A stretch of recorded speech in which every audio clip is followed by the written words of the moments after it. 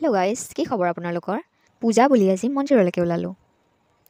এয়া আকৌ আমাৰ মামী আৰু এয়া হ'ল আমাৰ আইতা। তাৰ পাছত আহি গ'লোঁ আমি তেল ভৰাবলৈ। এয়া দেখিছেনে কিমান ধুনীয়া ভিউ। আৰু এইজনী দেখিছেনে আমাৰ মামাহঁতৰ ঘৰৰ গাহৰিজনী। এইবোৰ ঠেমেলা ঠেমেলি কৰি তাৰপিছত আমি পালোহি মন্দিৰত সোমাই দেখিছোঁ যে আজি বহুত মানুহ। সোমাই আহি আমি দোকান এখনৰ পৰা দুখন থাল সজাই ল'লোঁ। থালকেইখন লৈ আমি ভিতৰৰ ফালে সোমাই গ'লোঁ। এয়া দেখিছেনে ইমান ধুনীয়াকৈ সজাই থৈছে। মন্দিৰৰ ভিতৰত সোমাই দেখা পাওঁ যে ইমান দীঘল লাইন।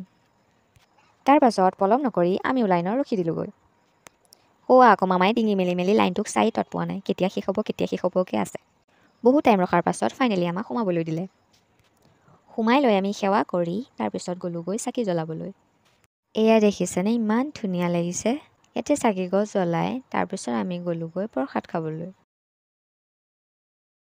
আমাৰ লগতে এয়া পাৰৈ আৰু এয়া ৰাজহাঁহ প্ৰসাদ খাই আছে। তাৰপিছত অলপ ঘূৰি পকি আহিলোঁ ঘৰলৈ বুলি।